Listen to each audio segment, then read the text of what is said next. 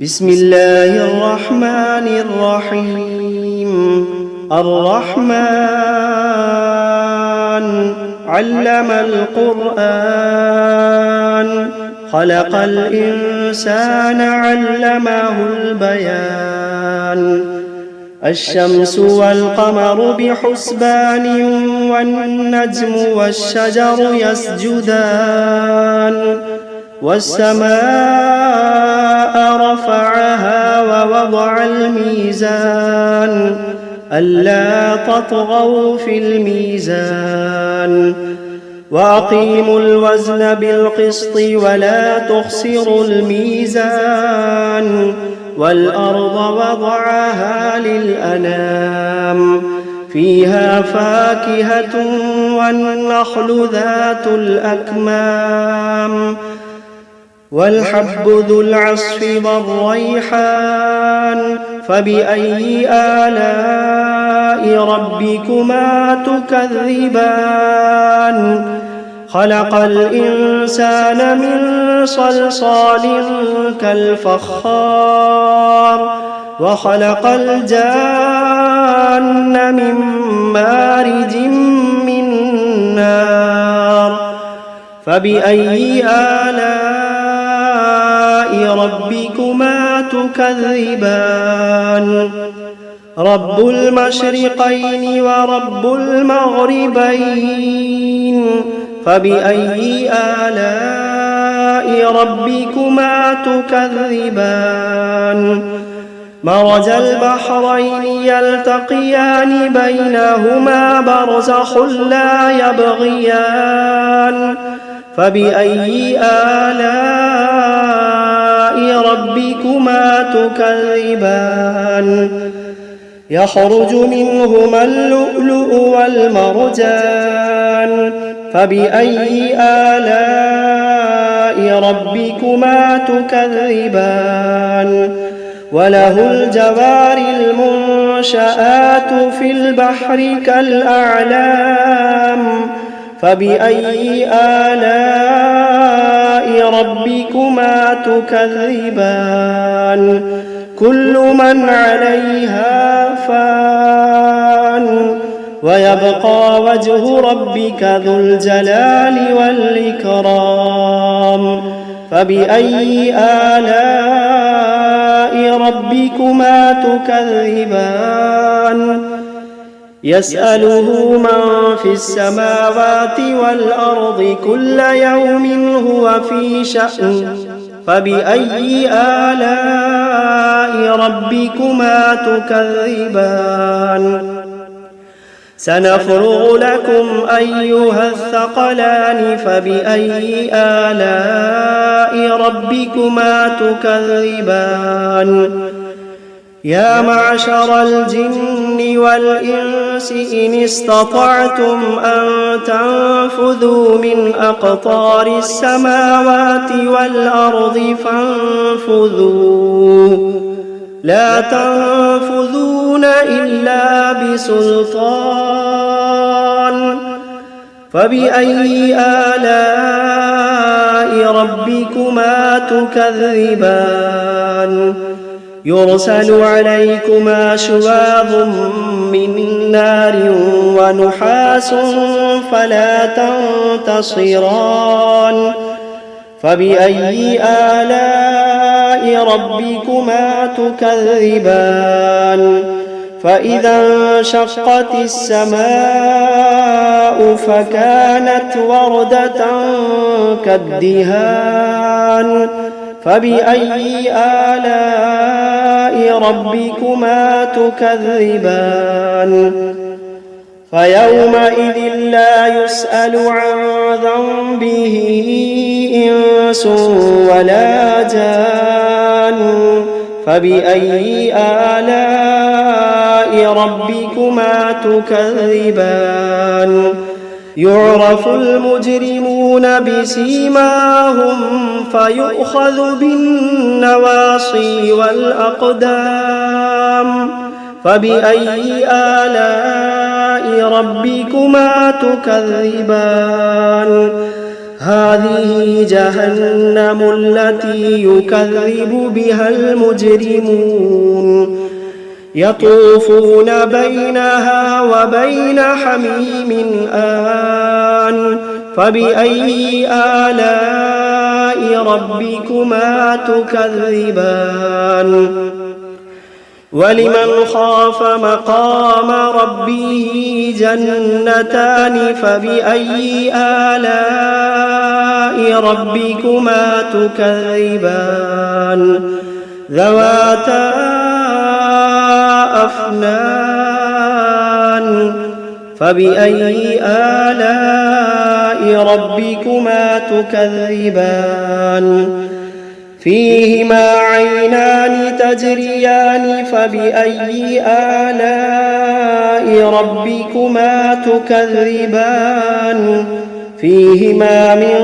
كل فاكهة زوجان فبأي آلاء ربكما تكذبان متكئين على فرش بطائنها من استبرق وجنى الجنتين دان فبأي آلاء ربكما تكذبان فيهن قاصرات الطرف لم يطمثهن إنس قبلهم ولا جان فبأي آلاء ربكما تكذبان كأنهن الياقوت والمرجان فبأي آلاء ربكما تكذبان هل جزاء الإحسان إلا الإحسان فبأي آلاء ربكما تكذبان ومن دونهما جنتان فبأي آلاء ربكما تكذبان مدهامتان فبأي آلاء ربكما تكذبان فيهما عينان نضاختان فبأي آلاء ربكما تكذبان فيهما فاكهة ونخل ورمان فبأي آلاء ربكما تكذبان فيهن خيرات حسان فبأي آلاء ربكما تكذبان حور مقصورات في الخيام فبأي آلاء ربكما تكذبان لم يطمثهن إنس قبلهم ولا جان فبأي آلاء ربكما تكذبان متكئين على رفرف خضر وعبقري حسان فبأي آلاء ربكما تكذبان تبارك اسم ربك ذي الجلال والإكرام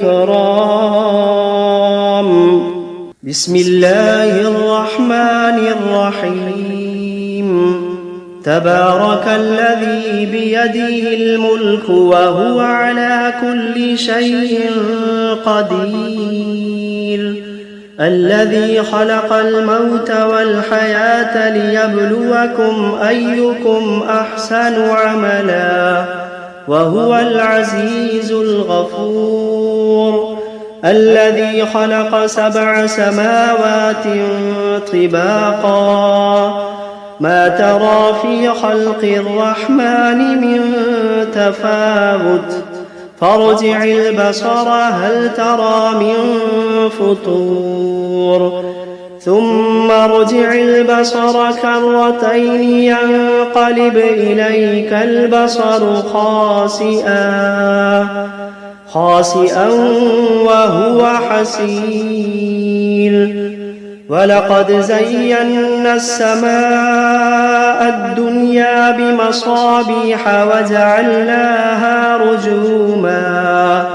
وجعلناها رجوما للشياطين وأعتدنا لهم عذاب السعير وللذين كفروا بربهم عذاب جهنم وبئس المصير إذا ألقوا فيها سمعوا لها شهيقا وهي تفور تكاد تميز من الغيظ كلما ألقي فيها فوج سألهم خزنتها ألم يأتكم نذير قالوا بلى قد جاءنا نذير فكذبنا وقلنا ما نزل الله من شيء إن أنتم إلا في ضلال كبير وقالوا لو كنا نسمع أو نعقل ما كنا في أصحاب السعير فاعترفوا بذنبهم فسحقا لأصحاب السعير إن الذين يخشون ربهم بالغيب لهم مغفرة وأجر كبير وأسروا قولكم أو اجهروا به إنه عليم بذات الصدور ألا يعلم من خلق وهو اللطيف الخبير ألا يعلم من خلق وهو اللطيف الخبير هو الذي جعل لكم الأرض ذلولا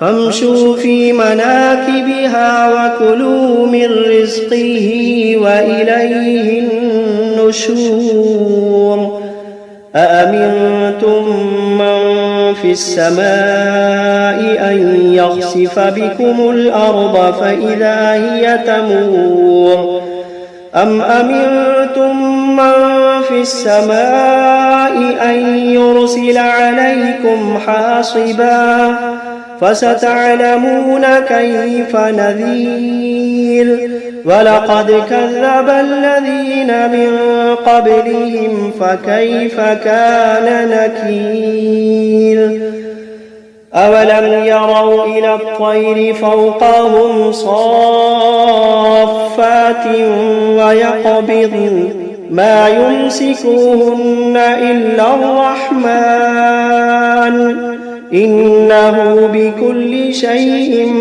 بصير أمن هذا الذي هو جند لكم ينصركم من دون الرحمن إن الكافرون إلا في غرور أمن هذا الذي يرزقكم إن أمسك رزقه بل لجوا في عتب ونفور أفمن يمشي مكبا على وجهه أهدى أمن يمشي سويا على صراط مستقيم قل هو الذي أنشأكم وجعل لكم السمع والأبصار والأفئدة قليلا ما تشكرون قل هو الذي ذرأكم في الأرض وإليه تحشرون ويقولون متى هذا الوعد إن كنتم صادقين قل إنما العلم عند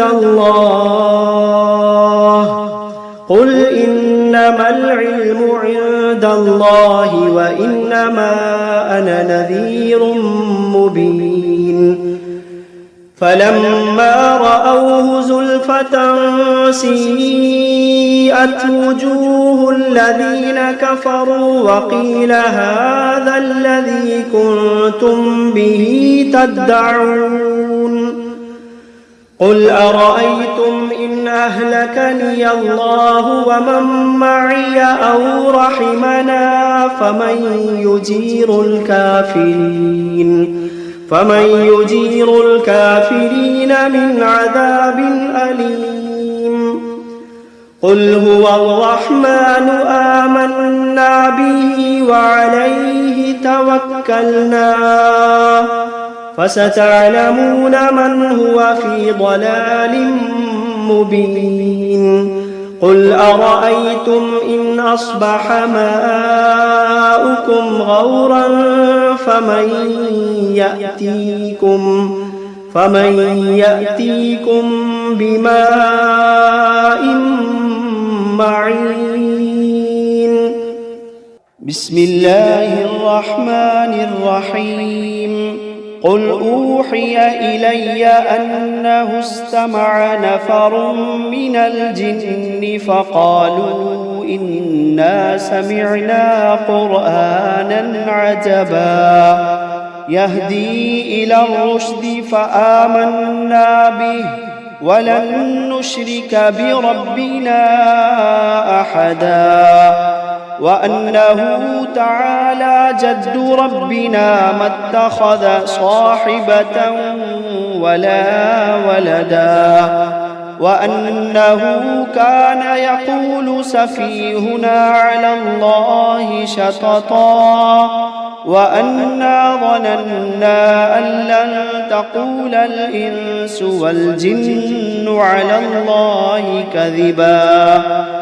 وأنه كان رجال من الإنس يعوذون برجال من الجن فزادوهم رهقا وأنهم ظنوا كما ظننتم أن لن يبعث الله أحدا وأنا لمسنا السماء فوجدناها ملئت حرسا شديدا وشهبا وأنا كنا نقعد منها مقاعد للسمع فمن يستمع الآن يجد له شهابا رصدا وأنا لا ندري أشر أريد بمن في الأرض أم أراد بهم ربهم رشدا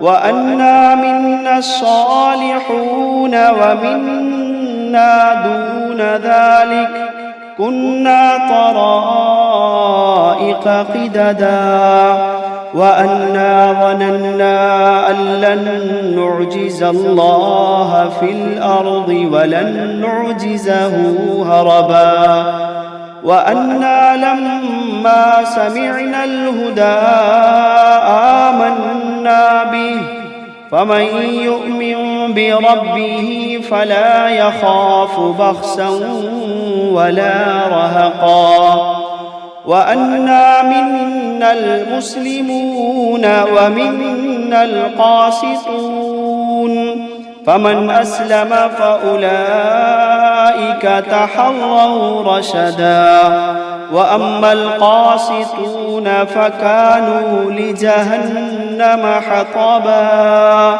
وأن لم استقاموا على الطريقة لأسقيناهم ماء غدقا لنفتنهم فيه ومن يعرض عن ذكر ربه يسلكه عذابا صعدا وأن المساجد لله فلا تدعوا مع الله أحدا وأنه لما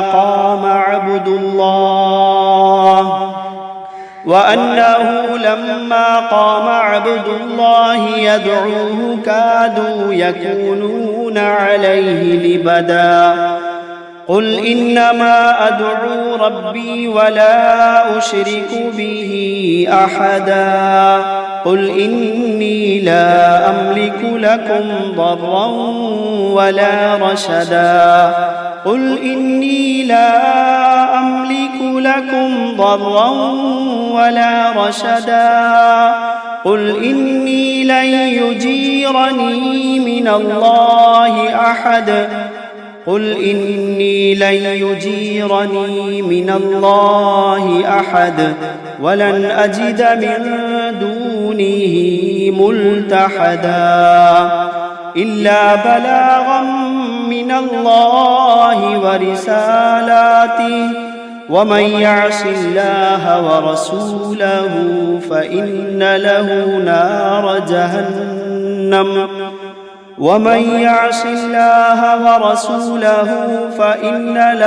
نار جهنم خالدين فيها أبدا حتى إذا رأوا ما يوعدون فسيعلمون من أضعف ناصرا وأقل عددا.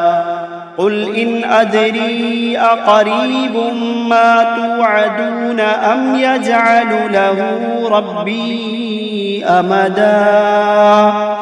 عالم الغيب فلا يظهر على غيبه أحدا إلا من ارتضى من رسول فإنه يسلك من بين يديه ومن خلفه رصدا ليعلم أن قد أبلغوا رسالات ربهم وأحاط